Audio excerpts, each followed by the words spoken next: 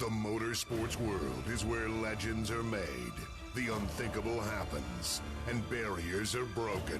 One man harnesses the power of an industry every week. This is the General Tire Down and Dirty Show, powered by Polaris RZR, with Jim Beaver. Welcome to the General Tire Down and Dirty Radio Show, powered by Polaris RZR. And, we've got an interesting show lined up today.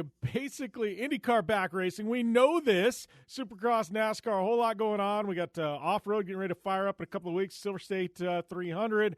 But this is one of those interesting shows where I had a layout. I had a plan. A lot of our interviews I do are pre-taped, according to drivers and athletes' schedules, things like that. So, the goal this week was to get Zach Veach on the show. Good friend of mine, Andretti driver, finished fourth place at Texas, had a great run there. Hey, we haven't caught up with Zach in a year. Let's get Zach on the show, right?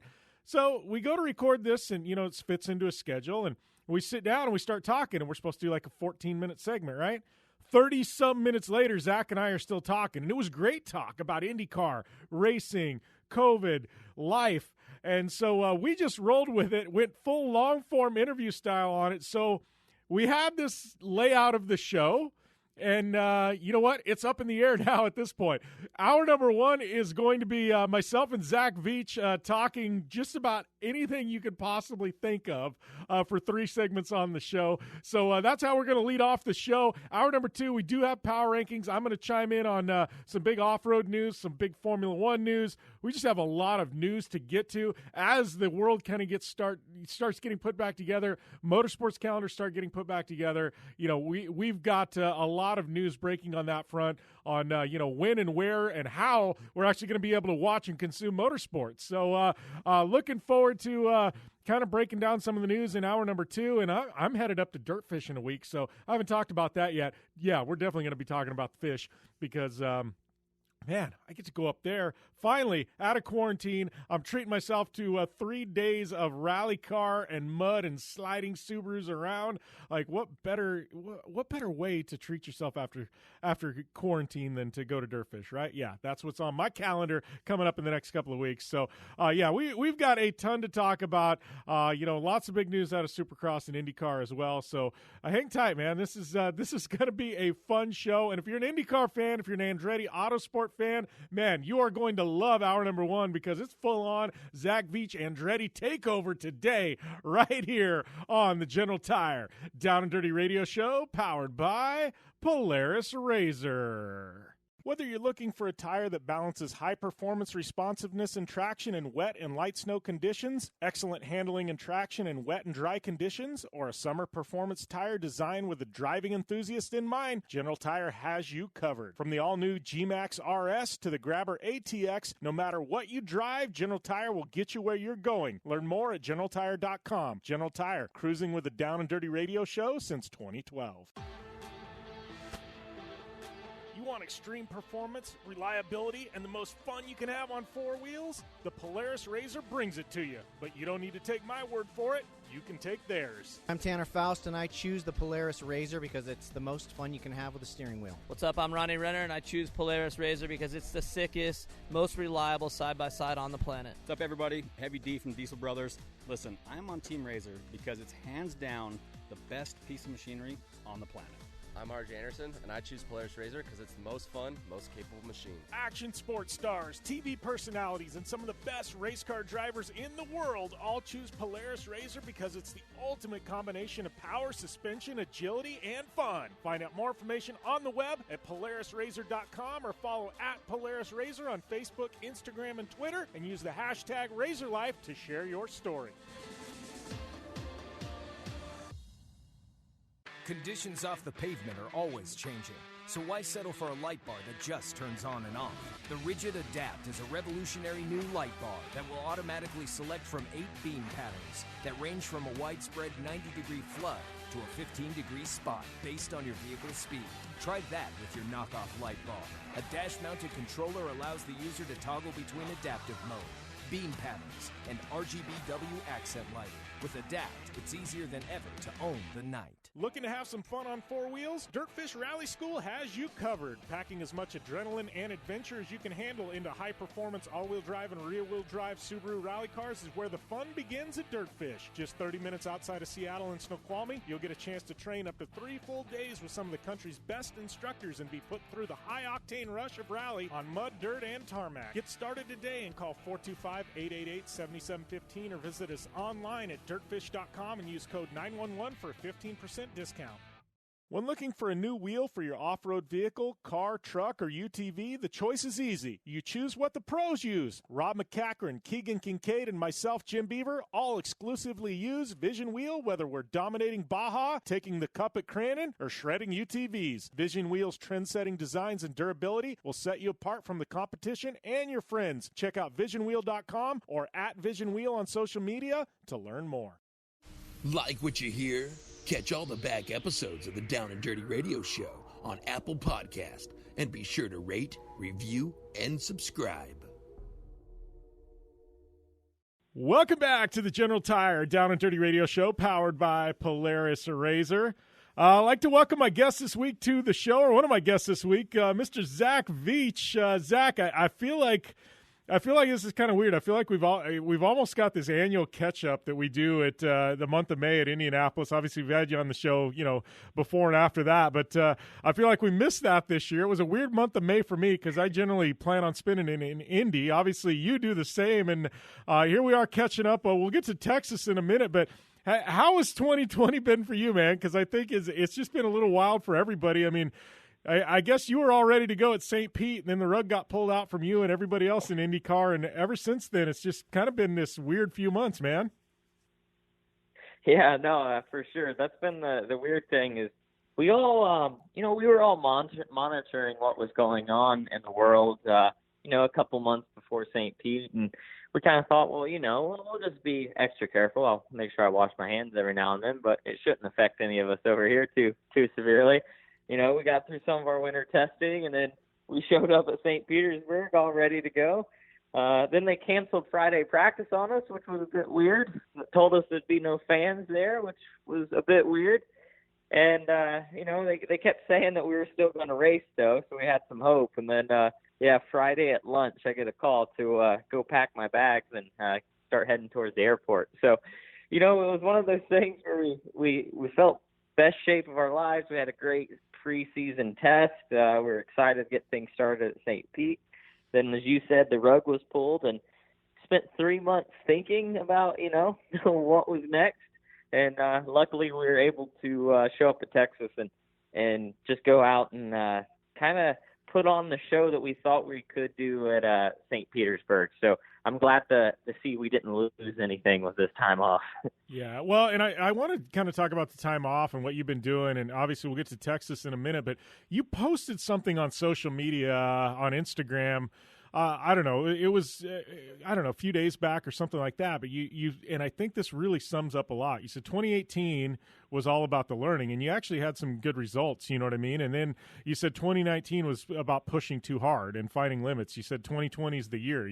I mean, can you expand on that? Because I think it kind of summed things up. And obviously, looking at things, I mean, it's pretty much on par. Obviously 2019 wasn't the year you wanted. 2018, you did learn a lot. This year, obviously, you came out firing on all cylinders, man. I mean, I feel like that post was pretty much summed up ideally the last 3 years. I was hoping that there was some weight to those words for sure. Because, 2018, we really didn't know anything. It was my rookie year in IndyCar, and we had no expectations. We were just going out there, and, it was a year with a lot of highs.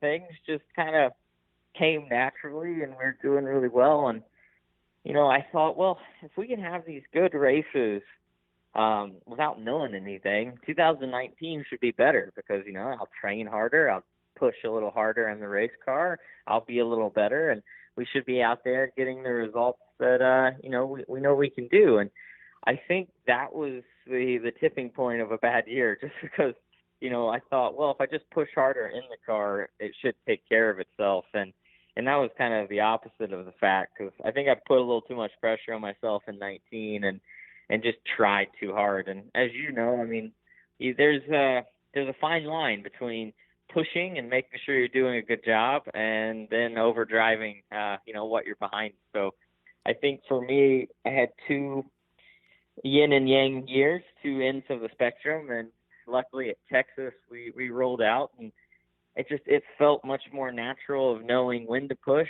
when to, take things easy. And mainly at the end of the day, take what comes to you. Don't force it if you don't have to. Yeah. Well, and I know, and I'm going back a couple of years. I'm really trying to pick my brain here, but I think Michael Andretti kind of had said when they signed you, he said, look, we're going to give Zach a lot of room to grow. You know what I mean? It wasn't like he was expecting race wins from day one. You know what I mean? I he was very upfront, like, hey, this is a 3-year contract. We're expecting, Zach to kind of come into his own as a driver over this period of time. And do you feel like, the last couple of years, I mean, there wasn't that pressure initially. You may have put it on yourself, but it doesn't sound like Andretti really put a lot of pressure. But do you feel like, finally this third year, we're starting to see kind of that vision and the culmination? Obviously Texas, running really strong there with a 4th place. I mean, do you feel like that now you're kind of seeing it like, oh, this is all getting, this is the year we put it together, Yeah, I really think so. That pressure has never been from the team, which, I've always appreciated. It's always self-induced. I'm always going to be harder on myself than anyone can possibly be, critics in general. So, I think that was, my own hurdle to kind of get over last year.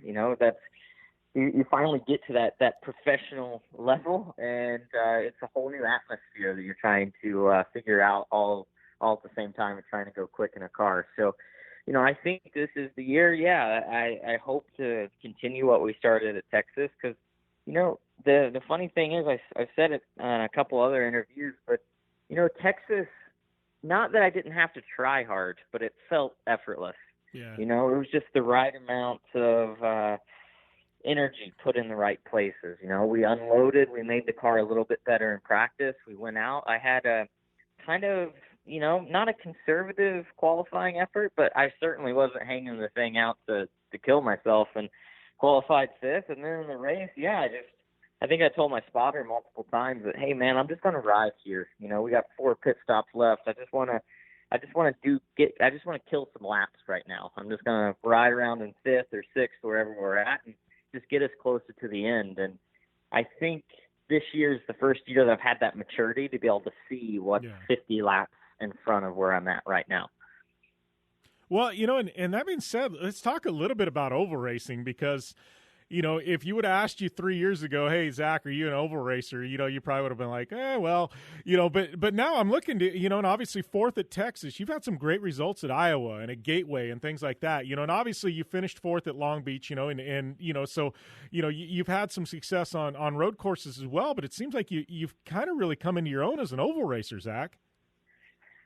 I really, really enjoy the ovals. If it was up to me, we'd be racing more of them just because it's such a fun science experiment. Because, on the ovals, not only do you have to do a good job, and you have to be very smart of, figuring out how the time passes and, when's the right time to push and when to be patient, but the car has to be really good too.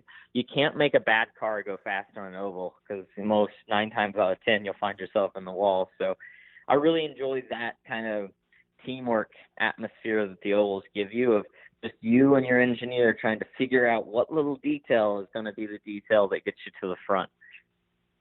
Yeah.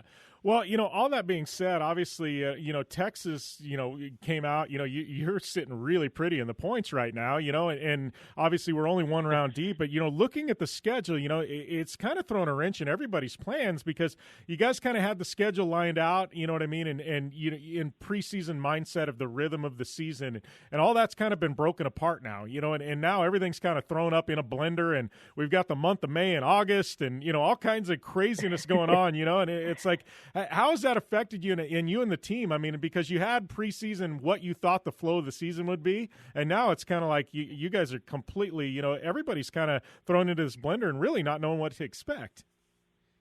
Well, I think in a way we could pull from maybe some of your dirt experience, not exactly knowing what's around the next corner, just taking it, turn by turn and just trying to be as flexible as possible. But, the thing I like about it so much is that Texas, especially being a one-day show, people thought it'd be a disadvantage for the guys like myself who only have a couple of years under our belts. But really, it was kind of an advantage because, we only got one session to go out there and run the car.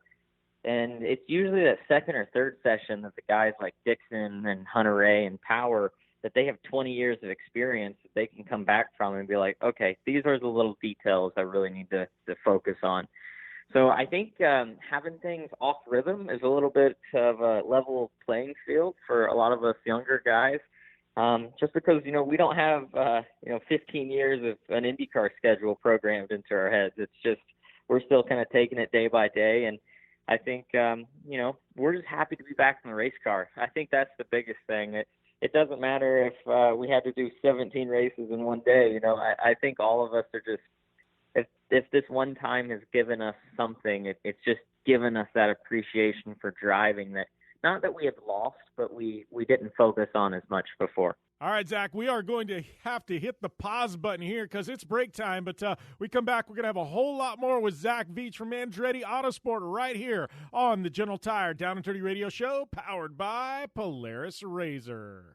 Your life demands a tire that provides durability, comfort, and performance, and that's what General Tire delivers for you. From the all-season grip of the Grabber UHP to the comfort and on-road manners of the Grabber HTS to the durability and off-road traction of the Grabber AT2, General has a tire that will help get you where you need to go. So let us take you on your next big adventure. Tweet us at General Tire, hashtag anywhere is possible. Because with General Tire, anywhere is possible.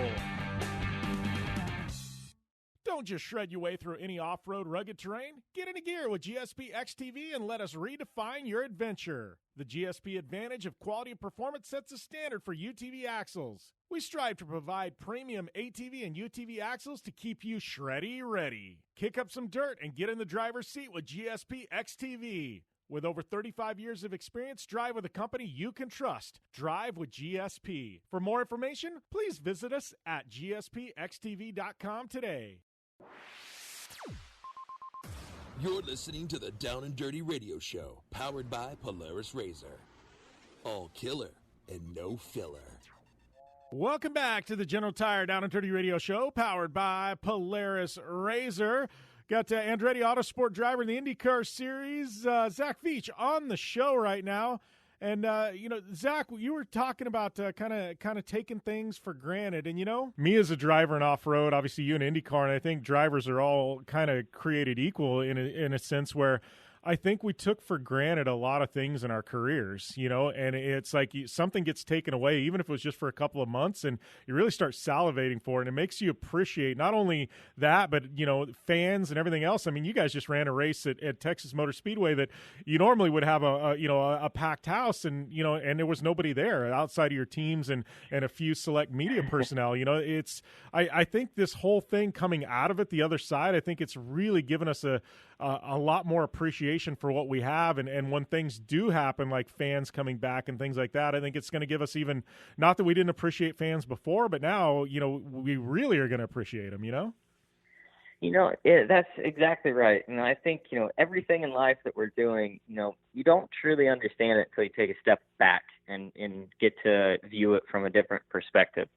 And I think, especially with this forced break that we all had, a lot of us, it's our livelihood. It's what we do each week. So for us all to be forced to kind of take a step back and start appreciating it from a completely different angle and, longing for it, I think, it just made the passion for it all grow a little bit deeper.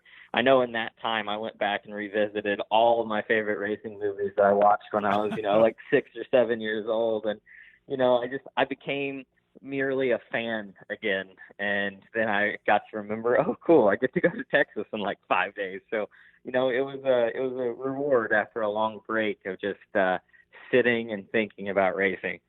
Well, and I think that's one thing that's funny, because I think everybody away, and I've done a lot of interviews, and we're still kind of coming out of it, but I feel like everybody we've got to show more of our personality through social media and things like that, because we really didn't have racing to talk about, you know? So it was like people got creative, you know what I mean, with their social media and what they were doing behind the scenes. And I feel like fans now have actually got a deeper appreciation for drivers, because they've got to see sides of these drivers that maybe they didn't get to see before, you know?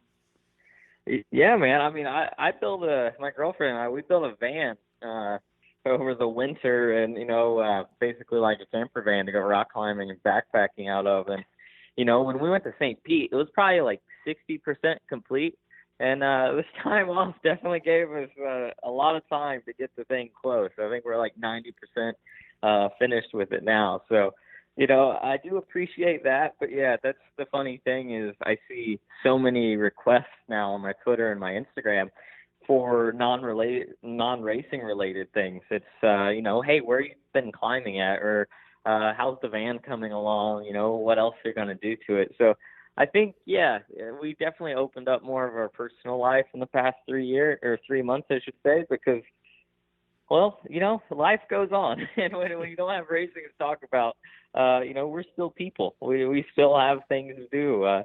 And I think that's been fun. So I hope a lot of us don't lose that once we get back into the heart of racing. I've always been more open with the things that we're doing, but it's fun to see things like, Dixon and Power just hanging out with their kids and being a dad. It's little stuff like that I think really connects everyone. Yeah. Well, I will say, there was a little bit of racing that happened during kind of the months off. Obviously, IndyCar and iRacing got together and did some stuff. And I do have to mention, I mean, you did finish top 10 at Indy during the month of May, so that is something, Zach. Yeah, the ovals are really good to us. I think we finished top 10 at Motegi, close in Michigan, yeah, and then at Indy. So, that was fun. It made the time go by a lot faster. Yeah. I will say before the iRacing thing came back, the weeks felt very long. And then all of us started logging 6-hour days practicing, down in our little like dungeons and basements and things. And then, you would look up and you'd be like, oh, it's Friday already? Okay, cool. Like, I get to go racing again. So, luckily I don't think all the time we all spent on a sim didn't cause too many divorces in the racing community. But the fun thing at the end of it, we had a wives and girlfriends race where all of our better halves got to get on the sim and compete against each other. And, I think out of the whole iRacing thing, that's probably been my most enjoyable moment. Just letting them see kind of a little bit into our world and just step into a coaching role too, or just helping people along. I think we all kind of enjoyed that. It was fun. Yeah, I will tell you, and I know obviously he's a good friend of both of ours, but poor Alex Rossi, I don't know, he did a couple of my off-road events too, and I think he's one of those guys that if there's anybody that's thankful to get back behind the wheel of a real race car, it's definitely Alex Rossi, because he doesn't have a second career as a sim racer. Like, I don't want to throw Alex under the bus, but his sim racing career, it needs to be shelved. Same, though. That's why I like the ovals, because, like, relatively anyone can jump on the sim and go fast on the ovals because, like, the fixed setups are good. But on the road courses, Rossi and I, we were, like, together. We were, like, 3 seconds off the pro, like, sim guys, and we're like, all right, this is embarrassing. So, we were kind of laughing at that at Texas. We were like, when's the last time you touched your sim rig? And I was like, checkered flag at Indianapolis. What? I think we had so much sim racing, in 6 weeks. We were on it, every day basically practicing, that once we saw the light at the end of the tunnel of real racing, we all took a big step back to take some time off, because I think we all took it too seriously and we kind of ruined the fun of it. Yeah, and that's the thing, and I know, like, Connor Daly's had some fun with his Twitch and some of some of that type stuff, and I think it's the truth, though. I almost feel bad for you guys, because it was like full on burnout mode almost, because it was like there was nothing going on, and then the networks and everybody got involved. It's like, all right, let's do this, and I feel like you guys were almost busier with your sim racing career than you actually would be behind, with your real racing career. It was bad. I mean, it was. When I was waking up Monday morning and I had an engineer from Andretti texting me of, hey, man, can you come on around noon? I want to do 3 full tank runs to see what mileage is. I was like, all right, like this has gone too far, you know.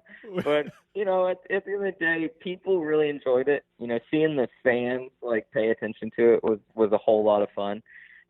So we really enjoyed that part of it. But it was just funny. There's rumors about the sim racing league when we left St. Pete, and I was like, well, I just got like a 5-year-old steering wheel and some cheap pedals, so I'll just use that, and that will be fine. And then I started driving around Watkins Glen, a place that I've actually won at and I feel really good at. And I'm like 7 seconds off. And I was like, okay, this is odd. So I went over to my friend Gavin Chavez's house and jumped on his, you know, nice sim. And then I was like a half a second off. And I was like, great, I'm getting ready to spend $7,000. You know, it's just the equipment really did make a difference because everyone was committing to the highest level of equipment. And that's the problem, I think, with all of us is we know no medium. It's you got to go full out, and that's when it got a little out of hand. Yeah. So what you're saying is there's no real difference in real racing and sim racing. You just need to spend money, right? It's all a money game. Exactly. Whoever spends the most money is typically the fastest. Yeah, right. Oh man. So all that being said, obviously, you know, we got Texas in the books now. I mean, you know, how are you approaching the rest of these? You said Texas kind of felt effortless for you. I mean, you know, obviously, you know, you caught a little bit of lightning in the bottle there. You know, obviously you want to jump up a couple of steps on the podium. I mean, how are we going to accomplish this, Zach? You know, as we kind of hit this stretch now, we're going to go do some road racing, and then obviously, you know, we got some more ovals to come. But you know, what's the approach there for you and the team there at Andretti? For me, it's especially just doing what we did at Texas, of just walking into the thing, having a good time. You know, I don't mean to seem careless when I say that, but you know, 2019 we lost all the fun in motorsports just because I was taking it, you know, so seriously and putting so much pressure on myself. So my new engineer that I have for this season, he's a younger guy named Mark Bryant, and he's extremely talented. And you know, him and I both have 2 years, or going on 3 years of IndyCar experience now. So him and I are just kind of having fun with this whole thing. We're showing up. Neither one of us has all the answers, which I love. You know, we're both looking at things with open minds. We don't have any preconceived notions of 15 years of experience. So, you know, we've just kind of bonded into this team of just trying to make life easier for each other, which has been really good. So I think that mindset is just going to be important to take into Indy GP of just, you know, we'll show up. What we have is what we have. And if it needs work, we'll try to make it better before the race. And come race time, I'll go out and make sure I put the right amount of effort in without trying too hard and, you know, see where we finish up. My whole goal this year is Texas was incredible, but I just want to be consistently in that top 10 because, you know, if you're inside the top 10, you're always in a position that you could win one of these races. And being in the top 10 of a championship with the amount of talent that we have in this series is incredible. So that's our whole goal. If we can get lucky and, you know, snag a win or two this season, that'd be incredible. But I just want to make sure I show the world that we can consistently finish where we were at Texas. Well, and, you know, we definitely want to talk a whole lot more about Texas and that run there and the return to racing for IndyCar and what's to come in 2020.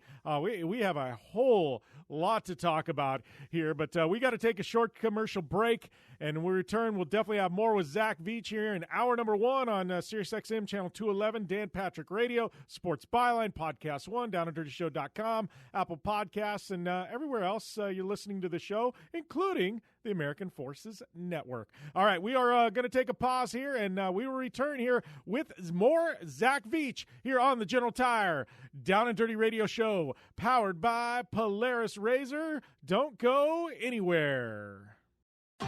I'm Polaris rider Jim Beaver. I race trophy trucks professionally, host a Down and Dirty radio show, and also travel the country announcing motorsports events. I've seen it all, and trust me, I've done most of it, so when it comes time to relax on the weekend, nothing is better than taking time with my family in our RZR vehicles. They've got the reliability I need to just pick up and go explore the desert, dunes, or trail, and have the capability to attack even the harshest terrain. If you're looking for some of the most reliable and safest, and hands down most capable off-road machines in the world, look no further than Polaris and their award-winning lineup of RZR vehicles. Whether you want your daughter to experience off-road driving for the first time in a RZR 170 like me, take the entire family out in a RZR XP4 1000 on the weekend, or shred the desert and dunes in the all-new RZR XP 1000 Fox Edition, Polaris has you handled. Take my advice and join me and some of the best drivers in the world by driving a Polaris RZR. Check out the full Polaris RZR lineup at Polaris.com or follow them on Facebook, Instagram, and Twitter at Polaris RZR.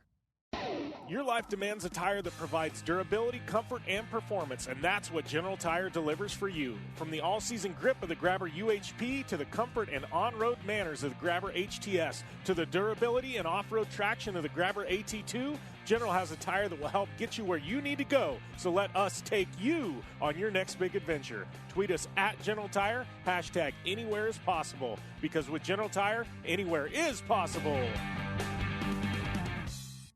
When looking for a new wheel for your off-road vehicle, car, truck, or UTV, the choice is easy. You choose what the pros use. Rob McCachran, Keegan Kincaid, and myself, Jim Beaver, all exclusively use Vision Wheel, whether we're dominating Baja, taking the cup at Crandon, or shredding UTVs. Vision Wheel's trend-setting designs and durability will set you apart from the competition and your friends. Check out visionwheel.com or at Vision Wheel on social media to learn more. Looking to have some fun on four wheels? Dirtfish Rally School has you covered. Packing as much adrenaline and adventure as you can handle into high-performance all-wheel drive and rear-wheel drive Subaru rally cars is where the fun begins at Dirtfish. Just 30 minutes outside of Seattle in Snoqualmie, you'll get a chance to train up to 3 full days with some of the country's best instructors and be put through the high-octane rush of rally on mud, dirt, and tarmac. Get started today and call 425-888-7715 or visit us online at dirtfish.com and use code 911 for a 15% discount. Life is all about sound.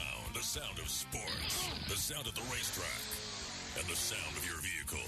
Don't drive around listening to this. Drive around listening to the sound of performance. Gibson Performance. Gibson Performance Exhaust is the company who can turn this into this. Remember that life is all about sound, and Gibson Exhaust is the sound of performance. Check out your next catback exhaust system, headers, muffler, or UTV exhaust at GibsonPerformance.com and get more power and more sound. Like what you hear? Catch all the back episodes of the Down and Dirty Radio Show on Apple Podcast, and be sure to rate, review, and subscribe. Welcome back to the General Tire Down and Dirty Radio Show, powered by Polaris RZR, where I've got Andretti Autosport driver Zach Veach on the show. Talking, I don't know, man. It's been a little bit all over the place, and we still got a whole lot more to talk about. This is that segment that was supposed to be 14 minutes, and yeah, we've gone 3. And sometimes you just roll with it in radio, and that's what we're doing right here, because it is good times with Mr. Zach Veach. But anyway, Zach, I guess moving forward here, and this will have to be our last segment because we're going to be up against the hour break. But so I'm going to put you on the spot, man. What is one event you're looking most forward to this year that you think, you know what, we've, had some pretty solid runs in the past there. We got a lot of data. I feel good at that track. Like, I think we can really hit a home run there. Are there any of those in the back of your mind, Zach, that you're looking at going, you know what, I can't wait till we get there? Yeah, definitely. I mean, I have a handful of them. Iowa, particularly, we always seem to run well at Iowa. And with that being a doubleheader, now it's even more important to do a good job there. Portland, place I've always been quick at. I've just really enjoyed the kind of style that forces onto you. And Indianapolis, man. Last year I've had such a tough go about it at Indy. My first 500, I had a battery fail. My second Indy 500, my crew set me on fire 3 times. And then last year, we were, I think, running 10th or 11th with only 30 laps to go. And we were sitting in a really good position for fuel to where I think we, once it cycled through, we were looking at somewhere in the top 5. So I was, ready for the best Indy 500 of my life. And then a big crash happened in turn 3 when Graham Rahal and Bourdais got together. And I was only about 4 cars behind that. So I got collected, not too much I could do there. So Indy's definitely put me through my paces of making me want it and appreciate anything that goes well there. So if we can have that pace that we had last year and just a little bit better luck, I think we're in a pretty good spot. So I'm really excited to get to August and, hopefully I can win the one Indy 500 that's been ran outside the month of May. Yeah, well, I guess I never really looked at it. Is there you as a driver? Is there something well, all of them? I mean, you guys talk. I mean, is there something a little special? Like Rossi won the 100th. That's special. It's an Indy 500 win, but it's the 100th. Winning the only and let's say only because I don't think IndyCar is going to make this a habit, but the only ever Indy 500 in the month of August. Like to me, that's kind of one of those outliers. It's kind of cool to have on the resume. I won that special Indy 500. It would be cool because that's going to be a game show question for like the rest of the time. You know what I mean? It's going to be who was the one guy that won a race outside of the May for Indy 500? It's like, well, your name's on that. So I guess if there's one thing we can kind of put as special on this year's race, that would be it. But I saw Roger Penske said that if there's no fans allowed, we're not going to do the Indy 500, and that's something that I feel very strongly about. I agree with Roger because, that race without the atmosphere and the people, it's just another race. When you wake up that morning and you just feel the buzz of 300,000 plus people there, and you got the drivers parade a couple days before, like all of those little things that you get to share with the fans is what makes that event so special. So I just, I really hope, as of now, it looks like, we're all good. But, as you know, with the world, we don't know what's happening tomorrow. So we're going to keep our fingers crossed that we get to do the Indy 500 this year. But, I think it has to be done with fans. That's for sure. Well, and I think there's something being said about that, about kind of the sanctity of it. And I'm glad you mentioned that from a driver's perspective, because you walk into Indianapolis Motor Speedway and during the month of May, and I don't care if it's qualifying, if it's the GP, if it's the 500, you feel the electricity. There's something special in the air. And I've been there outside of races, and it's special, but there's just something special. It's like walking to Fenway Park or when the Red Sox are playing. And there's just something, there's history there, and there's a special feeling. And I'm kind of glad that the drivers kind of feel the same way that Roger does. Like, this is a special event, and if we can't do it the way it needs to be done, like maybe we just put it off for another year. You know what I mean? And just man, it's sacred. It's a ritual. It has to be done the way it's been done every year for it to be the same.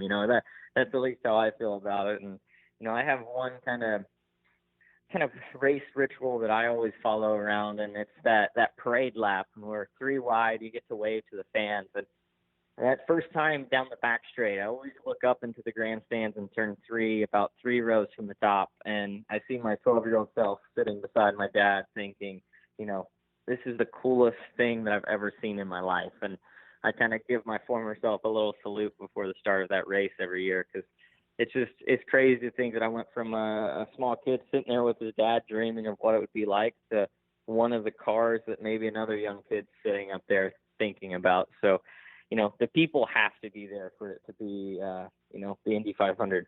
Yeah.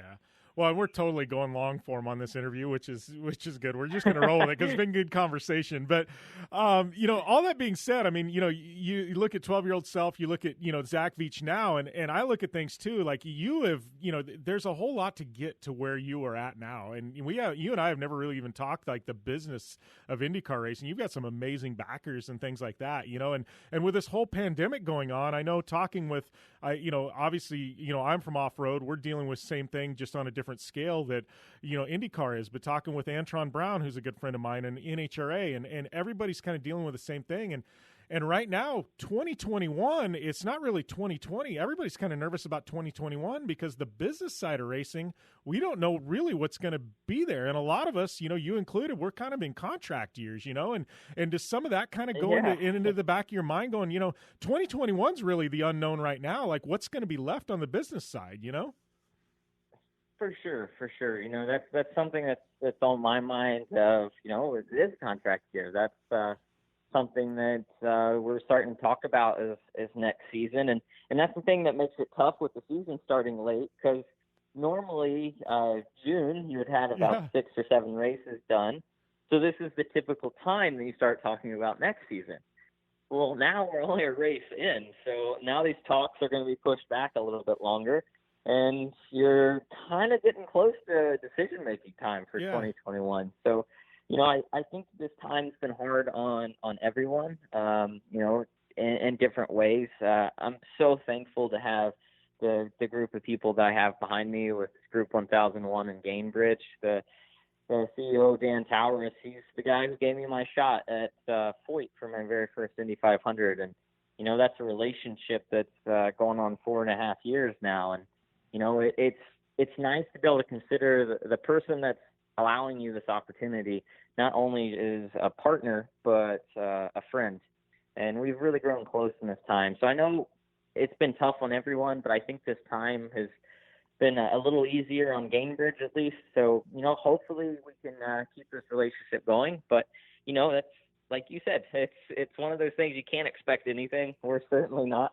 I'm just worried about the races I have ahead. And at the end of the day, if you do a good enough job inside the car, it makes those conversations a lot easier to have. So that's our number one focus right now. Yeah. Well, and you said that, it's funny because a lot of people outside of motorsport that's not a driver or involved in the team or the business side, they don't realize. I think a lot of fans just think, oh yeah, come October, November, December, people kind of, oh yeah, you sign a sponsor for next year. They don't realize like some of these, it's 24-month long process, and generally if you don't have something in ink by September, mid-September, most of the budgets are gone for the following year. And I don't think a lot of fans put that into perspective. But I guess a guy like you, man, you started out on a good foot, fourth at Texas. I guess if you've only got to take a one race window and make a decision, I definitely would. You're on top of the heap, buddy. Yeah, now's the time. Let's make a decision. But yeah, it's tough, but I think that's another one of the parts of racing that we all hate it when we're going through it, but it makes it one of those things that, man, when you do have something good behind you, you appreciate it so much because. Finding a good partner, a good company that you can grow with, it's like finding that perfect relationship. It makes everything look a little brighter. Yeah, I've always said that too. You find the right partnership, and I don't even like using the word sponsorship, but you find the right partner, and it's like a marriage. It's like when things click, it just clicks and it just works. And obviously you've found that you've got a great relationship with Gainbridge and your current partners, and I think it's like you said, there's just something special, and we've all had those relationships in the past, both in life and in racing, where it just didn't quite work. But when you find that special, that special partnership, it's just like electric, and I feel like you guys have put it all together. Texas, a fourth place. I'm really excited for 2020 and you and your program, man. Yeah, thank you so much, man. I really appreciate you taking the time to talk to me about it, and yeah, I feel good about it. I don't know what's different, but things are different. I think it's the people that I have around me, especially as I talked a little bit about Mark Bryant. It feels so different of an experience and such a positive one in that I'm just so eager to get back to the racetrack. And, when you're going through tough times, it's not that you're not looking forward to it, but you're worried about that next race. And, after Texas, we're just eager to get back to the track. I want to be there with my guys. I want to be there, suiting back up and going out to do it again. So I'm just really excited to see what's to come. Well, Zach, dude, I appreciate the time. It's been a pleasure having you on air. I know we went a little bit longer, but we were just rolling with a good conversation, man. But it's always fun having you on the show, buddy. Yeah, man, no worries. Trust me, when you get to talk about things, with someone who gets it and who's passionate about the same stuff, man, it's fun. So thanks for having me, and thanks for wanting to talk with me, dude.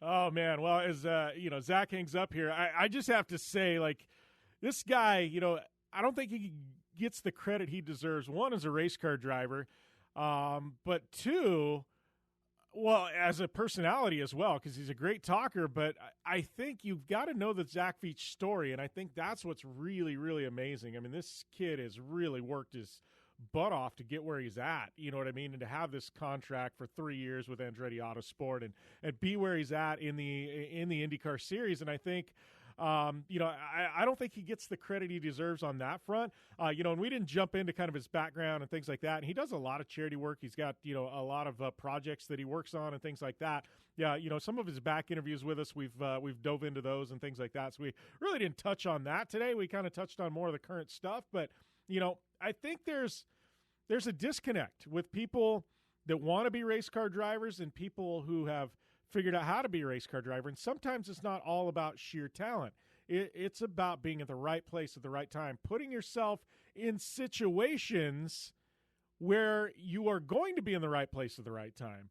And Zach, he wasn't independently wealthy, anything like that, but he consistently put himself in the right place at the right time. I mean, he was volunteering to do IndyCar radio during the broadcast. He was volunteering to drive the two-seater. Like, he just wanted to be in and around the IndyCar paddock as much as humanly possible, knowing that at some point you got to be there for something to happen. You know what I mean? If you're half a country away and something breaks, they're going to go with the person that's closest to the situation, And Zach, being that he had the foresight to do that, you got to humble yourself. As a race car driver, you don't want to move into the booth. As a race car driver, you don't want to be driving the two-seat. You want to be in the actual race, But Zach knew he had a long-term goal, and that was going to be the best opportunity for him to potentially get in a full-time ride in IndyCar, and he did it. I got to tell you, it was a little bit of a humbling experience for me all of a sudden to be a radio personality, right?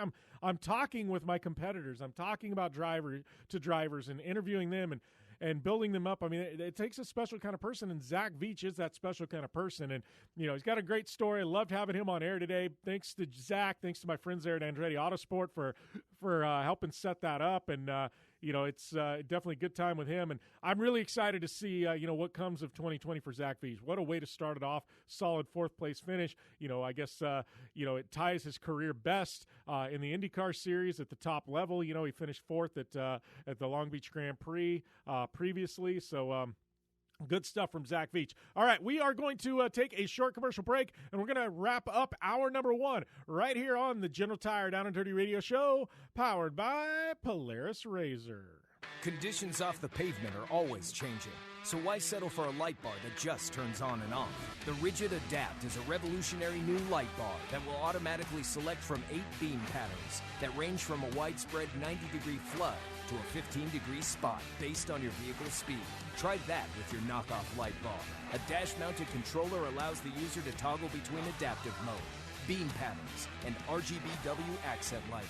With Adapt, it's easier than ever to own the night. Don't just shred your way through any off-road rugged terrain. Get into gear with GSP XTV and let us redefine your adventure. The GSP advantage of quality and performance sets a standard for UTV axles. We strive to provide premium ATV and UTV axles to keep you shreddy ready. Kick up some dirt and get in the driver's seat with GSP XTV. With over 35 years of experience, drive with a company you can trust. Drive with GSP. For more information, please visit us at gspxtv.com today.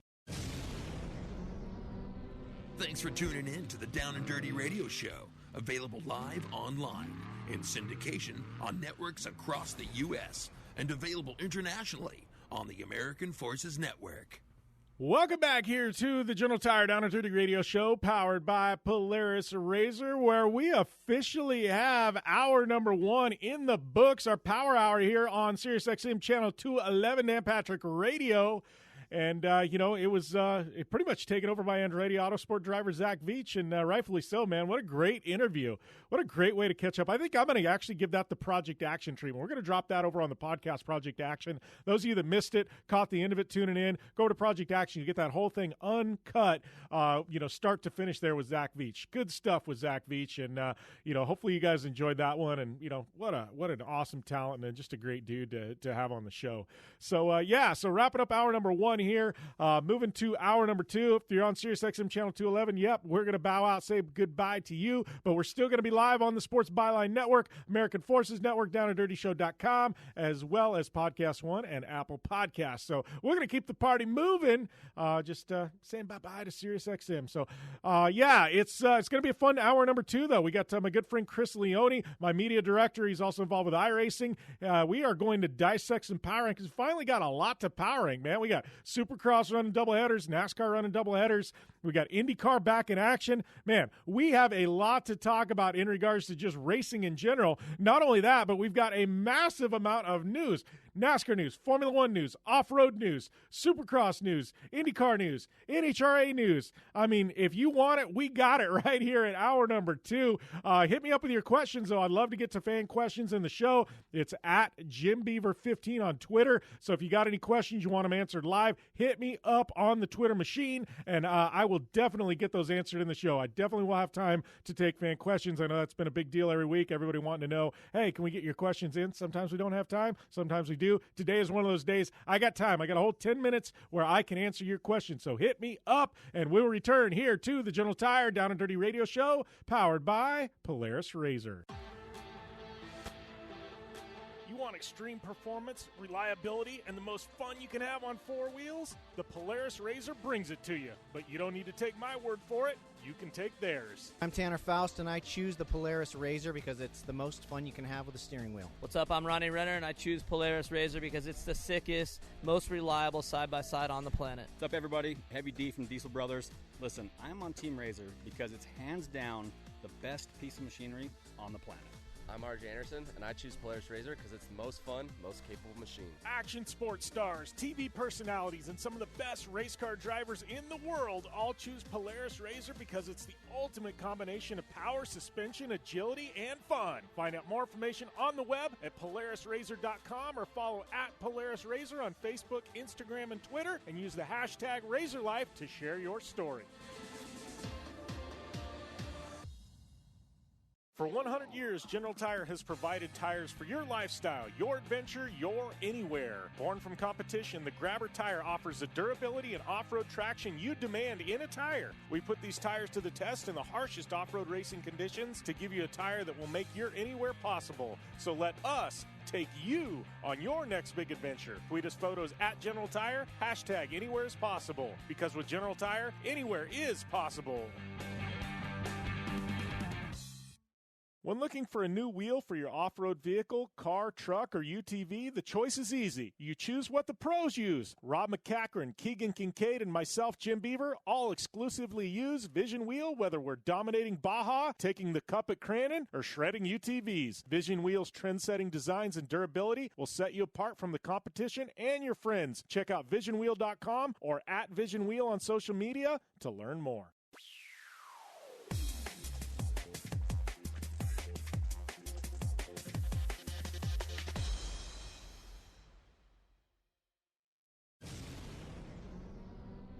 Thanks for tuning in to the Down and Dirty Radio Show, available live online, in syndication on networks across the U.S., and available internationally on the American Forces Network. Welcome back to the General Tire Down and Dirty Radio Show, powered by Polaris RZR. And, this is going to be a little bit different hour number 2. Obviously, we got a double dose of power rankings today with Chris Leone. That's going to be happening here momentarily after our first big segment. I'll kind of close out the show today.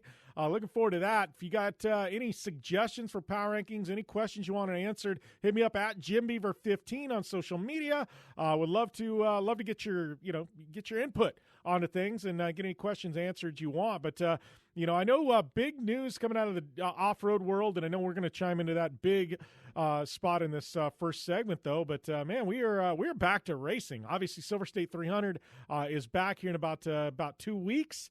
And I am looking forward to that. But Best in the Desert announcing a big change and seismic shift to their point system and their calendar to accommodate a lot of racers because Baja has been canceled. Obviously, Baja 500 was getting rescheduled for July. That is scrapped now. So it looks like we're going to have San Felipe in September in the Baja 1000, which went from point to point to a loop race. That's what we're going to be left with as far as the 2020 calendar goes for off-road in Baja and Score International. So definitely a lot of stuff to talk about, to dissect in regards to off-road. And what I'm seeing here is a big, massive shift in drivers going to Silver State 300 here in about a week and a half. One, because it's the first big desert race back by a major promoter, either Score or Best in the Desert. And two, I mean, it's, there's not a whole hell of a lot else to race if you got a trophy truck sitting in the garage until Vegas to Reno, which I am racing and I'm stoked on, man. We've got the program cranking, running on all cylinders, and we're going to have our RZR there on the start line at Vegas to Reno. But, before that, we do have this race called Silver State 100, normally a smaller race, not a highly well-attended race. Outside of guys running for points championships. But this year, heavy hitters rolling in there. I've heard rumors of possibly Rob Mack, but there's also, Bryce Menzies, B.J. Baldwin. We got some big names heading out to the Silver State 300 in the trick truck division, as it's called in Best in the Desert. So, yeah, we're going to dissect that and a whole lot more here. We even got Antron Brown and Steve Torrance to talk about. Those hilarious guys did a show on Facebook Live together, which was hilarious, getting down with Brown. So, man, we'll even jump into that. Whole lot to come here in hour number 2, right here on the General Tire Down and Dirty Radio Show, powered by Polaris RZR. I'm Polaris rider Jim Beaver. I race trophy trucks professionally, host a Down and Dirty radio show, and also travel the country announcing motorsports events. I've seen it all, and trust me, I've done most of it, so when it comes time to relax on the weekend, nothing is better than taking time with my family in our RZR vehicles. They've got the reliability I need to just pick up and go explore the desert, dunes, or trail, and have the capability to attack even the harshest terrain. If you're looking for some of the most reliable and safest, and hands down most capable off-road machines in the world, look no further than Polaris and their award-winning lineup of RZR vehicles. Whether you want your daughter to experience off-road driving for the first time in a RZR 170 like me, take the entire family out in a RZR XP4 1000 on the weekend, or shred the desert and dunes in the all-new RZR XP 1000 Fox Edition, Polaris has you handled. Take my advice and join me and some of the best drivers in the world by driving a Polaris RZR. Check out the full Polaris RZR lineup at Polaris.com or follow them on Facebook, Instagram, and Twitter at Polaris RZR. Your life demands a tire that provides durability, comfort, and performance, and that's what General Tire delivers for you. From the all-season grip of the Grabber UHP to the comfort and on-road manners of the Grabber HTS to the durability and off-road traction of the Grabber AT2, General has a tire that will help get you where you need to go. So let us take you on your next big adventure. Tweet us at General Tire, hashtag anywhere is possible, because with General Tire, anywhere is possible. When looking for a new wheel for your off-road vehicle, car, truck, or UTV, the choice is easy. You choose what the pros use. Rob McCachran, Keegan Kincaid, and myself, Jim Beaver, all exclusively use Vision Wheel, whether we're dominating Baja, taking the cup at Crandon, or shredding UTVs. Vision Wheel's trend-setting designs and durability will set you apart from the competition and your friends. Check out visionwheel.com or at Vision Wheel on social media to learn more. Looking to have some fun on four wheels? Dirtfish Rally School has you covered. Packing as much adrenaline and adventure as you can handle into high-performance all-wheel drive and rear-wheel drive Subaru rally cars is where the fun begins at Dirtfish. Just 30 minutes outside of Seattle and Snoqualmie, you'll get a chance to train up to 3 full days with some of the country's best instructors and be put through the high-octane rush of rally on mud, dirt, and tarmac. Get started today and call 425-888-7715 or visit us online at dirtfish.com and use code 911 for a 15% discount. Life is all about sound, the sound of sports, the sound at the racetrack, and the sound of your vehicle. Don't drive around listening to this. Drive around listening to the sound of performance. Gibson Performance. Gibson Performance Exhaust is the company who can turn this into this. Remember that life is all about sound, and Gibson Exhaust is the sound of performance. Check out your next catback exhaust system, headers, muffler, or UTV exhaust at GibsonPerformance.com and get more power and more sound. Like what you hear? Catch all the back episodes of the Down and Dirty Radio Show on Apple Podcast, and be sure to rate, review, and subscribe. Welcome back here to the General Tire Down and Dirty Radio Show, powered by Polaris RZR. And, we got a lot to talk about. I'm just looking top to bottom at the amount of news that we've got to dissect here in the next 10, 11 minutes, and it's pretty crazy. But I do want to start things off with giving a massive, massive shout-out to my very good friend. She's been she's co-hosted with me on the show. She's been a guest countless times. Very good friend of mine, Miss Sarah Price, because it was just announced. A lot of you have heard of the Extreme E Championship. It's a new off-road championship that is for basically electric off-road vehicles, right? Same people that put on Formula E are putting on this new series. I think they're trying to get lightning in a bottle twice, and we'll see if it happens. I'm very optimistic on the series. I've talked with the series organizers, things like that, and I think it's got a lot of potential. And obviously Andretti Autosport, Chip Ganassi Racing are both involved, which that lends a lot of clout in and of itself to a series anytime you get names like that involved.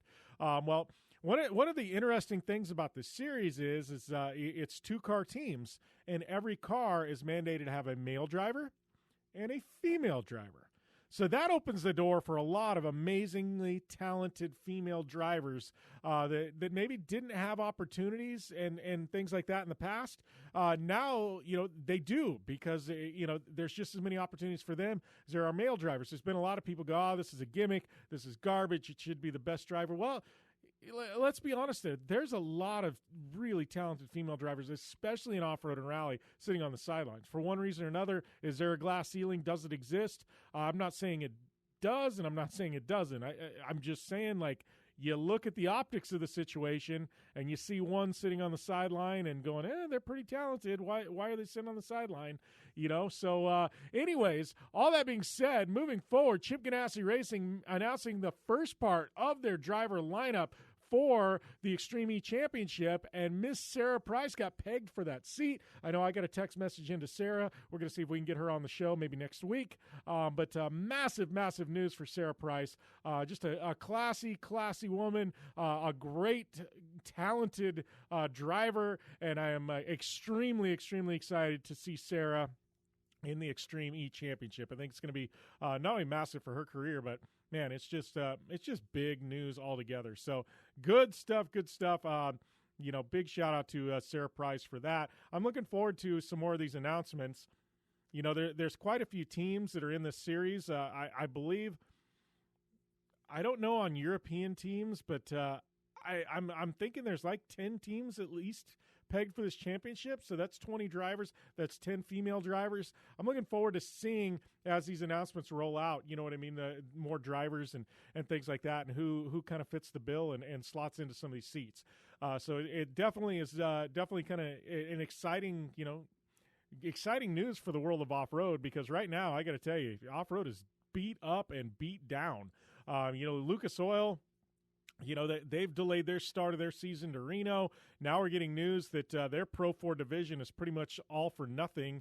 Kyle LeDuc moving from the Lucas Oil Championship to the new Championship Off-Road in the Midwest, because he thinks the Pro 4 field is going to be deeper, which it will be. A couple of Greaves entries. You've got, Andrew Carlson back there. There's some, a few other, entries mixed in as well. So, that doesn't say a lot for Lucas Oil. Then you've got Championship Off-Road. They've had to delay the Crandons. Looks like they've got, kind of their ducks in order there for their 5-race championship. Just got delayed a little bit. You look at the Desert, obviously poor Score, man. They're dealing with all kinds of stuff because of this, COVID-19 pandemic, and it kind of hit Mexico late. And I think that's one of the things people don't realize. Mexico didn't have any reported cases for quite a while. Then all of a sudden, overnight, it was like, boom. It was just, slammed down in Mexico. So as we come out of this recovery process here in the United States, Mexico is 2 to 3 months behind where we're at. And, and that's no fault of their own. It's just that it hit there later. So a lot of these Baja races are up in the air. Obviously, the Baja 400 has been canceled. San Felipe shifted its date to September. Baja 500 shifted its date from June to July, which has now been canceled. So we don't know if that'll be rescheduled. We don't know if it will be scrapped. We don't know if, we really don't know. And Baja 1000, it went from a point-to-point to a loop race this year. It was supposed to be point-to-point. Every third year they run point-to-point, and that was supposed to be this year. Boom, not happening. So, it's just definitely a tough time. Best in the Desert lost an event, had to reshuffle their calendar. They came out with a big announcement. They've got not only their normal championship, they're calling it the COVID-19 championship. Because Score has had, struggles with Mexico and things like that, Best in the Desert trying to pick up the slack and going, all right, if you haven't raced any score races yet and you want to run for a championship, we will let you run for I think it's a 3 or 4 race championship in Best in the Desert. We've got our overall championship, and then we'll run a championship within the championship called the COVID-19 Championship. They've also got the Triple Crown going on as well, so there's potentially like 3 championships in Best in the Desert a driver could win this year. Crazy. COVID-19, the regular championship, and the Triple Crown. So I don't know. It's kind of bananas going on in Best of the Desert. They're just trying to get anybody to come and run, and it's actually working. Silver State 300, like I said before, Bryce Menzies, B.J. Baldwin, big names coming into Silver State, guys that normally would not race that event. I am thinking Vegas to Reno in August is going to be off the chain, massive, huge, a massive amount of entries. We will have to see, but the world of off-road, man, it is kind of all up in the air right now, and kind of shenanigans and bananas going on. I don't know. There's a whole hell of a lot going on. Then you look at Formula One. We don't even know what the hell is going on with Formula One. They just lost 3 more races. Japan, Singapore, and Baku have all been canceled. They're going to be running a bunch of doubleheaders in Europe. Sounds like they might be bringing back some tracks we haven't seen in a long time, some legacy tracks. We don't know what's happening with the United States Grand Prix yet and the Mexican Grand Prix. Obviously, I'm assuming that one is probably going to be canceled, knowing what's happening with, all the off-road races in Mexico. But I could be wrong. But it's just a very interesting. Sounds like they're going to be doing a doubleheader potentially in the Middle East with Dubai and Bahrain. So I don't know. It's kind of crazy right now, and I don't know what the hell is going on in the world of motorsports. But schedules are still up in the air. NHRA, they were supposed to run. Later. It wasn't supposed to be till August. They pulled things forward into July. So that's some of the big news coming out of NHRA is they're actually coming back sooner than expected, which I think is really kind of cool. So that being said, we've learned a lot about IndyCar, and I think their event there in Texas was highly successful. You know what I mean? They're back to racing. It was a great race. You know what I mean? Went down to the wire. Obviously, we had some hiccups at the beginning with a few heavy hitters having to start in the back, being penalized. So that definitely kind of hurt things a bit. But it's been interesting for news. And that leads us to one of the big things of news coming out of the world of motorsports, the Confederate flag being banned from NASCAR races. NASCAR got its southern roots. The Confederate flag has been a part of, the fan base of NASCAR for quite some time. But obviously NASCAR moving forward, trying to be more inclusive, trying to get different minorities involved in racing. They've been very proactive in social issues, and NASCAR making the move to ban the Confederate flag from being on site at any and all NASCAR races from the fan base. And I applaud this move. I think it's a long time coming. And I kind of, I'm one of those people that believe, you can believe and feel however you want. I'm not going to say it's right or wrong. I think that's one thing that's great about our country. We have freedom of speech, and we can say whatever we want. But you know what I mean? You also have to respect the people around you and things like that. And while you may be able to do it in your own home, that doesn't mean on-site at events you should be able to do certain things. And so, all that being said, I applaud this move from NASCAR. I think the amount of people it's going to isolate and the people that are going to, the fan base that's going to leave NASCAR is going to be so minute and so very small. I really don't see it, affecting attendance or anything else very much moving forward. So definitely behind it. I think it was a massive, massive move for NASCAR, and it was, truly it was a statement. That was NASCAR finally standing up and saying, look, this does matter, and I applaud them for that. It wasn't an easy choice to make. They've got a lot of roots in the South, and it was definitely a good move by NASCAR. So big shout out to them for doing that. And I don't know, that's kind of about all we got for news right now. I mean, we got a lot of news to get to, but that being said, we are up against a break, and we have to take a short break here because we got a massive amount of power rankings to come when we return here to the General Tire Down and Dirty Radio Show, powered by Polaris RZR. Conditions off the pavement are always changing, so why settle for a light bar that just turns on and off? The Rigid Adapt is a revolutionary new light bar that will automatically select from 8 beam patterns that range from a widespread 90-degree flood to a 15-degree spot based on your vehicle's speed. Try that with your knockoff light bar. A dash-mounted controller allows the user to toggle between adaptive mode, beam patterns, and RGBW accent lighting. With Adapt, it's easier than ever to own the night. Don't just shred your way through any off-road rugged terrain. Get into gear with GSP XTV and let us redefine your adventure. The GSP advantage of quality and performance sets a standard for UTV axles. We strive to provide premium ATV and UTV axles to keep you shreddy ready. Kick up some dirt and get in the driver's seat with GSP XTV. With over 35 years of experience, drive with a company you can trust. Drive with GSP. For more information, please visit us at gspxtv.com today. Thanks for tuning in to the Down and Dirty Radio Show, available live online, in syndication on networks across the U.S., and available internationally on the American Forces Network. Welcome back to the General Tire Down and Dirty Radio Show, powered by Polaris RZR. Time to shift gears. We're waiting on Chris Leone to call in and talk a little bit about some power rankings. Before we get to that, though, do want to give you guys a quick heads up. We have been dropping the full show, on both YouTube and Facebook. So yeah, a lot of you, maybe not downloading stuff. Maybe you missed it, streaming, on, radio and online. So, yeah, we decided, hey, let's drop things on Facebook and on YouTube and see what we can get back. And I got to tell you, we've had almost 2,000 viewers a week to the show on Facebook, or listeners, I should say. So, if you like consuming content on Facebook and or YouTube, yeah, go and hit us up. I know the YouTube channel also has a bunch of my esports videos and a bunch of that type stuff and off-road videos. So you get a little bit of everything with my YouTube channel. It's just Jim Beaver. Got like 1,500 subscribers right now, so you're going to go and smash that subscribe button. Much appreciated. But yeah, you'll get not only the radio show, you will get, race videos, and then you'll also get some esports videos and our live events and things like that. So yeah, we got a lot going on our YouTube channel, at least trying to, right? Trying to stay relevant out there. It's all about the content game nowadays. And so we're just trying to give you guys extra avenues to listen in. And, you guys have been killing it on Apple Podcasts. Thank you guys for that. But YouTube, just giving you another outlet out there. So, I really think it's about time we get to a guest, right? Enough with my rambling and get with some power rankings, right? Finally, I'd like to welcome one of my guests this week, my media director, Mr. Chris Leone, who doubles his time with iRacing in the sim racing world.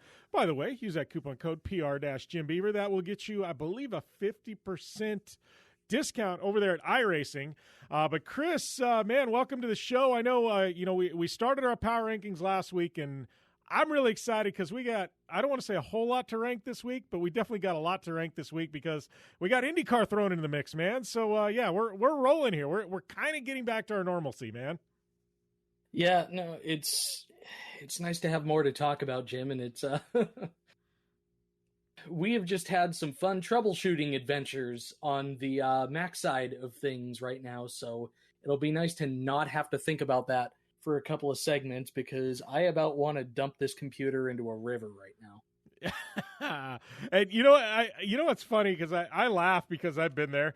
I think most people, obviously their tech, their phone, their stuff like that, they live and die by it. But guys like you and I who work in the media space, it's like even more tenfold, especially like our laptops and things like that. When something doesn't go to plan, it's like catastrophic. I remember I was at the Indy 500 3 years ago. I can't remember if you were with me or not. My freaking laptop bricked and legit bricked on me. And I'm sitting there supposed to do interviews and everything else. Laptop complete brick. And, and then about 3 months ago, internally, my freaking, my hard drive crashed on my computer and I lost like 3 years worth of stuff. And it's like, I laugh because it's you and it's not me right now, which next week it'll probably be me and not you. No, I mean, I have a reputation, particularly with my fantasy football league, of being the guy who can come up with completely unreplicatable technology problems in anything I touch. Like, if there are any technology companies out there that are listening, you need me as your product's beta tester, because you can create the unbreakable and I will find a way to break it. There have been probably more profane words uttered in my office today than there have been non-profane words before the start of this interview, because just some of the issues that I have are just, they're completely out there. I mean, we were doing mic testing before this interview, and your voice got pitch shifted like an octave lower. You know, it sounded like you were talking through molasses, or, you know, like if somebody's just completely inebriated or something and the world slows down for them, it just sounded like that for like no reason. And I'm just, dude, I'm so tired of it. When I retire, I'm going to be a hermit. I'm going to have like no connection with the outside world, because I am just so tired of having things break all the time. I mean, and you know, to segue that back to racing, I'm sure that we have a few friends in the Honda camp with IndyCar who felt the same way about their starters before the green flag on Saturday night. So I guess we at least have some friends out there who feel the same way we do about technology out there. Yeah, well, you know, and one thing I know about you, Chris, and anybody listening that actually owns a computer company or is a tech guy, what Chris could personally use, he'd be a great candidate to be, you know, and endorse like certain keyboards, because Chris goes through keyboards more than anybody I've ever seen. And I think segueing, yeah, like you said, into IndyCar, I think yeah, there might have been a few keyboards thrown at the IndyCar race in Texas. So, you know, I don't know. Maybe there's some people out there shopping for keyboard sponsors. So, yeah. Hey, how tough is that, though? You see some heavy hitters, and all of a sudden it's like before the race even starts, it's like, yeah, they're non-existent, you know? Man, what a weird return to IndyCar. It was a great race, don't get me wrong. But, yeah, definitely probably didn't go the way a lot of people planned, Chris. First of all, I have to say babies are more judicious with their diaper usage than I am with keyboards. They might be able to make those last longer. I still haven't been able to find anything that really fits the bill long term for me. But no doubt. I mean, to have you know, Indy 500 winner Alexander Rossi, to have IndyCar champion and 500 winner Ryan Hunter-Reay, to have, you know, a persistent front runner like Graham Rahal, to have all three of them behind the eight ball from before even the green flag. Because, I mean, the really tough thing there was they end up getting double penalized, where not only do you have to drop to the back of the starting grid because you didn't roll off, but then you have a drive-through penalty on top of it. I mean, that's just, God, that's I can only imagine what it was like that day. You know, you never want to be behind the eight ball that early. And Denny Hamlin a few weeks ago, I think at Charlotte, where he had the ballast weight that fell out of the car, kind of the same way. I mean, the second that you have to deal with something like that, you were in for just the longest and roughest night. But if you're one of the other typical front runners who knows that those guys were going to be some of your biggest threats on the track, I mean, that for you, that's got to be like Christmas, you know, to just kind of get a gift like that dropped in your lap, to not have to deal with some of the top drivers in the series at quite the same level, because they're going to be spending their whole night making up laps. You know, it was really too bad to see that kind of be the start of the season, and then for those guys to have to hang on that for a month before they finally get to the Indianapolis road course. But you know, certainly a positive moment for Scott Dixon, and I'm sure that Scott is going to show up on both of our lists. Well, yeah, Scott will definitely show up on both of our lists. And I think, you know, one thing I will say about this, and you know what I mean, and then we'll move on. Like, well, one, I feel bad for them, because I feel like, you know, it's like they're going to be playing from behind all season because of, you know, the start of the season for them, you know. And it's like the cool thing about IndyCar is they didn't have any races in the books. So it's like not where NASCAR you have this break and you've got these points before and after the pandemic that you've got to worry about. You know, IndyCar, it's a fresh start. Formula One, it's going to be a fresh start. So that's the positive. But for a guy like Rossi or Rahal, like you said, or Hunter-Reay, it kind of sucks because, you know, they're starting from behind already. But that being said, one of our guests this week, Zach Veach, and obviously, he would love nothing more than it has Andretti teammates to be at the front. But when something like this happens, it presents an opportunity for a guy like Zach Veach to capitalize and run up front, and that he did. But I will say Zach isn't at my number 5. No offense, but moving into our number 5s, Chris, what do you have at number 5 on your list? Well, number 5, Jim, we'll jump right into it with Wednesday night's race at Martinsville Speedway, and I got to say that the burnout under the strobe lights at the track, I've never seen anybody do that with a racetrack, just having the strobe lights go like that. It was awesome when NASCAR did that as kind of the launch video, and, a huge week for NASCAR in general, obviously, on many, many fronts, but also a huge week for Martin Truex Jr., the winner of that race, who was going to be my number 5. We didn't necessarily have maybe the slam-bang Martinsville finish that I think we wanted, but, God, seeing guys go 3 wide at Martinsville is not something you expect, which makes it something that's pretty cool. And, Martin Truex Jr. was the class of the field. They kind of had a rough start to the season. It's a little later than we would expect that 19 team to really be in victory lane. But Truex getting that victory, James Small as crew chief getting his first win since Cole Pern retired, and handed off the top of the box. So very cool night for those guys over at JGR. So I've got Martin Truex Jr. at my number 5. Well, and I will get to Martin Truex on my list for all the reasons you said, but at number 5, I'm going to go to Supercross in Salt Lake City. I'm going to go with Austin Forkner coming out victorious. Forkner had, it's kind of been a little bit interesting. He's had a little bit of time off because, we've had East and West, and, the 250 class is split. And so they had to make up some rounds for the 250 East. So they've been running things like that. A guy like Forkner, he's been off the bike for a while. Not that he hadn't been testing things like that, but, a guy like that, we haven't really seen him. And, to see him kind of come back, blow off the rust, run up front, take a victory in 250s. I had Austin Forkner at number 5 on my list, Chris. That being said, we are running up against the commercial break here, so we are going to take a short break. And we come back, we're going to have our top 4 here on the General Tire Down and Dirty Radio Show, powered by Polaris RZR. Whether you're looking for a tire that balances high-performance responsiveness and traction in wet and light snow conditions, excellent handling and traction in wet and dry conditions, or a summer performance tire designed with the driving enthusiast in mind, General Tire has you covered. From the all-new G-Max RS to the Grabber ATX, no matter what you drive, General Tire will get you where you're going. Learn more at GeneralTire.com. General Tire, cruising with the Down and Dirty Radio Show since 2012. Looking to have some fun on 4 wheels? Dirtfish Rally School has you covered. Packing as much adrenaline and adventure as you can handle into high-performance all-wheel drive and rear-wheel drive Subaru rally cars is where the fun begins at Dirtfish. Just 30 minutes outside of Seattle in Snoqualmie, you'll get a chance to train up to 3 full days with some of the country's best instructors and be put through the high-octane rush of rally on mud, dirt, and tarmac. Get started today and call 425-888-7715 or visit us online at dirtfish.com and use code 911 for a 15% discount. You're listening to the Down and Dirty Radio Show, powered by Polaris RZR. All killer and no filler. Welcome back to the General Tire Down and Dirty Radio Show, powered by Polaris RZR. Jim Beaver, Chris Leone here.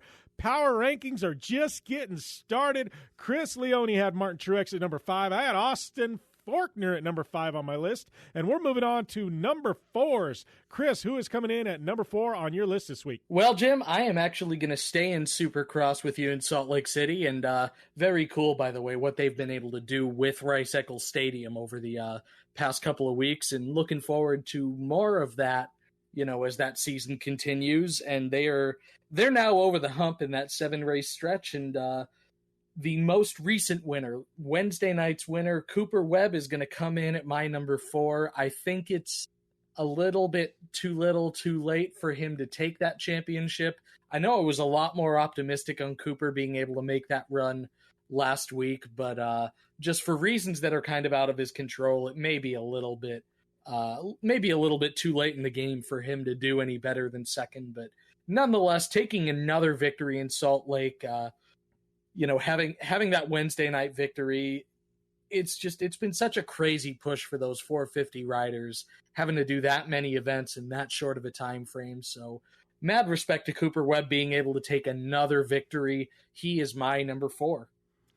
Well, and I had Cooper Webb on my list, but I'm going to go from my number 4 to who you had at number 5, Chris. I'm going to go to Martinsville. I'm going to go to Martin Truex Jr., and I am, I will admit it, I'm a big Martin Truex fan, and it was good to see him back on top of the box. Martinsville, it always makes for some exciting racing. It's a lot of bumping, banging, close racing. I don't know. That's one thing I do love about NASCAR, and I'm more of a short track fan just because I feel like there's a little more action, even though there's not the speeds of, say, like a Talladega or a Daytona. But Martin Truex coming out victorious. I know he's won, I think after this, after NASCAR coming back, people thought he was immediately going to be, one of those guys taking race wins. And, obviously, no offense to Truex, but I feel like, honestly, I think it was surprising everybody that it took him this long to get back on top of the box. But Martin Truex, man, coming in there at number 4 on my list. For sure, Jim. And, again, it's just the JGR team, you expect Joe Gibbs Racing to run up front. I mean, especially when you've got drivers like Kyle Busch, when you've got drivers like Truex, Denny Hamlin with multiple Daytona 500 wins. Eric Jones has been very successful in his own right as well. They've always had some of the best drivers in the series, especially recently. But I am going to stick with NASCAR for number 3, and it's weird for us to do these power rankings now, right? Where we've got multiple races from series in the same week. Like, I feel like when you stack those ratings, there can be some recency bias. But for me, I actually have the Atlanta victory of Kevin Harvick as more impressive, and therefore my number 3 than Truex's. Harvick led some more laps, and also kind of cool for him to, just after getting that milestone victory number 50 at Darlington, for him to get number 51 at Atlanta, which is where it all really started for him. 3 races into his Cup career, replacing Dale Earnhardt in that photo finish win. For him to get 51 from Atlanta, there's kind of a full circle element there that to me is, just kind of cool to watch. And so Kevin Harvick, I think the more dominant of the 2 NASCAR Cup Series performances over the past week. So I am giving him my number 3.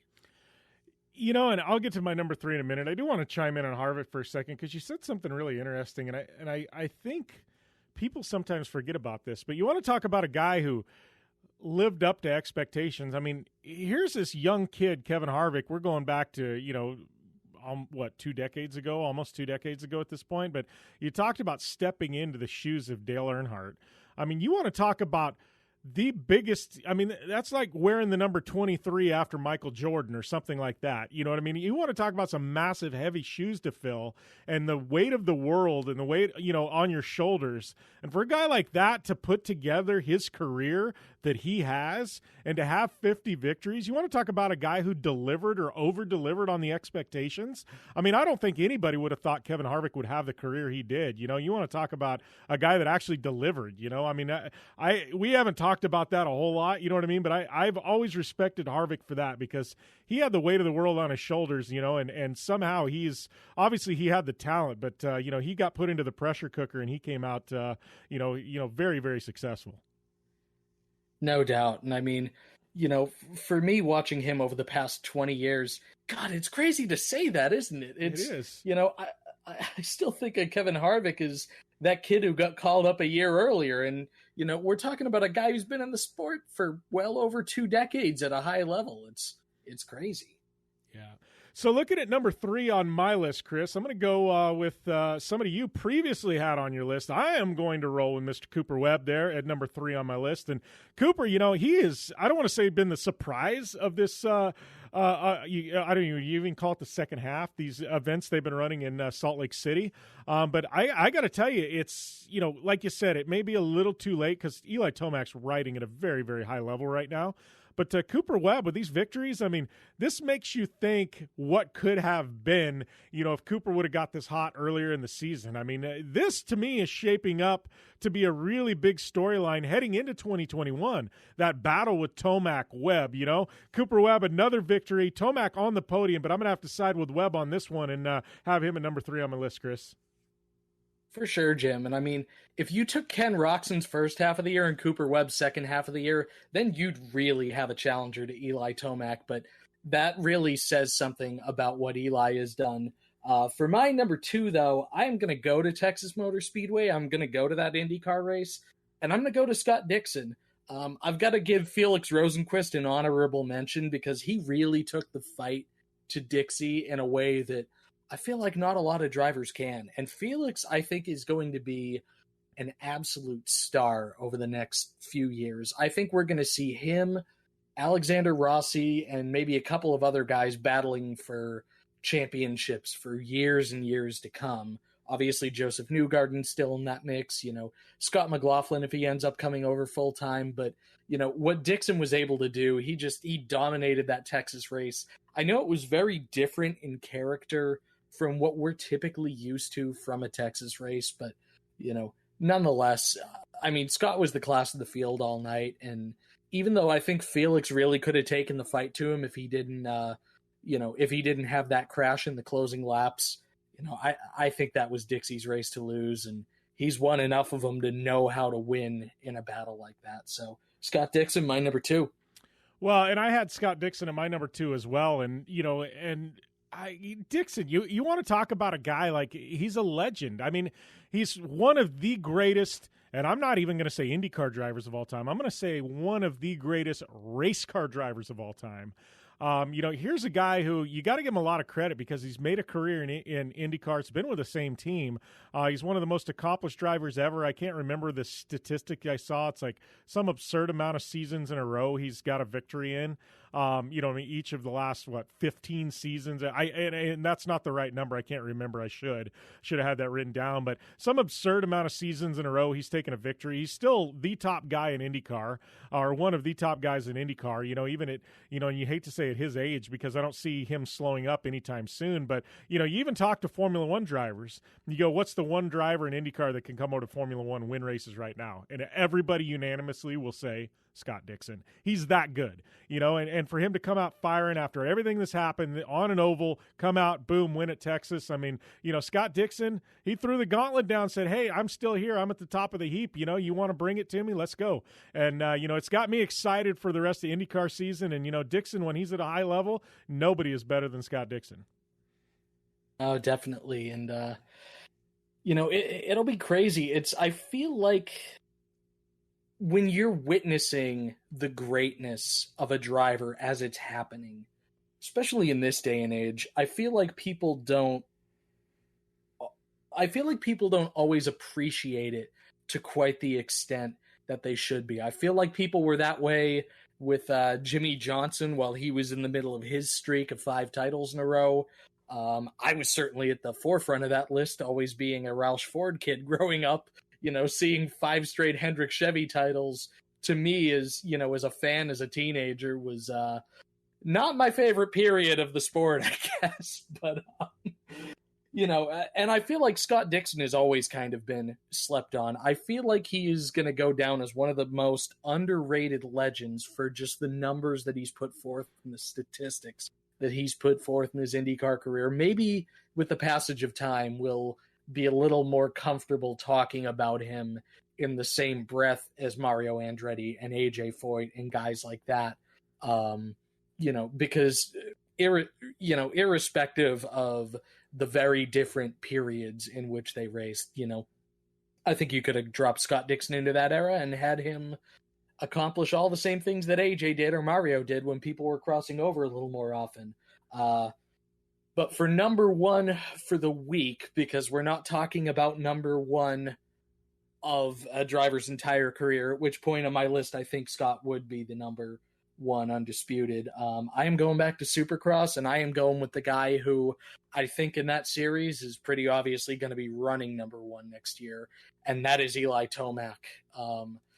I think for years and years, we've talked about Eli just kind of having these brain farts during the season in Supercross. Like pro motocross, he's got on lock, and we've all seen that for quite a while. And we talked about this a bit last week with just who was the rider that was going to step up into that Ricky Carmichael, Ryan Villopoto, Ryan Dungey, Jeremy McGrath type space. and it feels like Eli Tomac is finally there. You know, we had 2018, we had Jason Anderson winning that title where, you know, he was on fire, no doubt, but he was aided by Eli and Marvin Musquin kind of missing races towards the beginning of the season, and that allowed him to kind of get comfortable with that points lead. Last year, we had Cooper Webb really breaking out the way that he did, but, you know, now that Eli Tomac, I think he's going to get the monkey off his back at this point. I think it's going to be huge for him. I think we may be looking at an era of Eli Tomac dominance. Yeah, you know, we've talked about that before on this show and said, you know, who do we think was going to be the guy to step up and replace Dungey? And we talked about that, you know, and a lot of people thought it would be Roxon. A lot of people thought it would be Anderson, you know, and Tomac was in the conversation as well. But, you know, we've got a lot of very, very good riders in Supercross, the 450 division, but I feel like Tomac is taking the steps needed to go, hey, I am that number one guy. And I think we're seeing it this year. And even when he has a bad night, I mean, a bad night for Tomac is finishing third.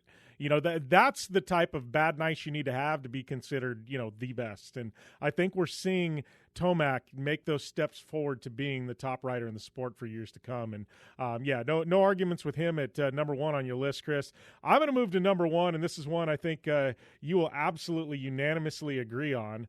But I am going to go there for number one. My number one this week is going to be NASCAR, mainly because they removed that damn Confederate flag finally. NASCAR, you guys did right by the world of motorsports. You did right by the African-American community. You did right by the United States of America. And NASCAR, you absolutely have my undying support here at number one this week for the removal of the Confederate flag. So there we go, Chris. Amen to that, Jim. Amen to that.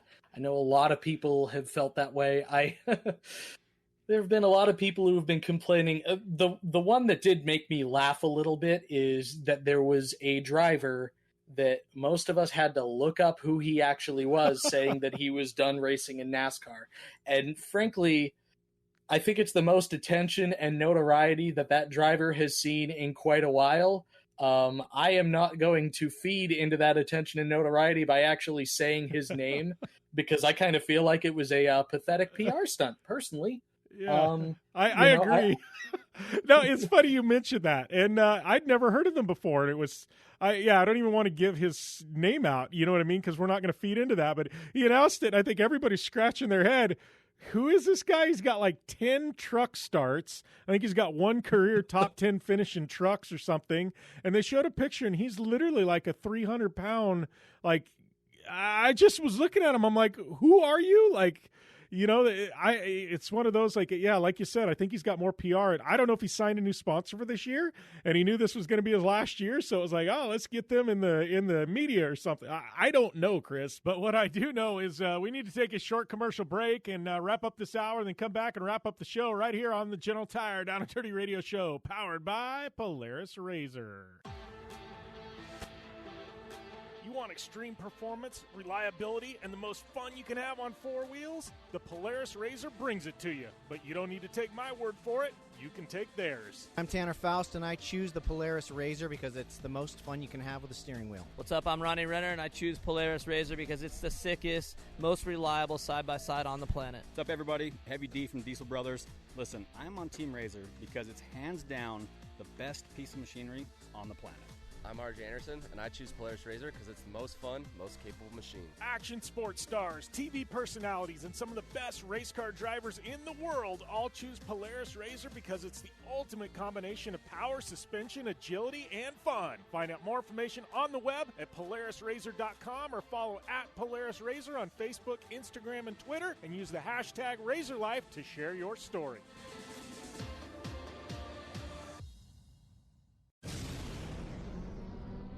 Thanks for tuning in to the Down and Dirty Radio Show, available live online, in syndication on networks across the U.S., and available internationally on the American Forces Network.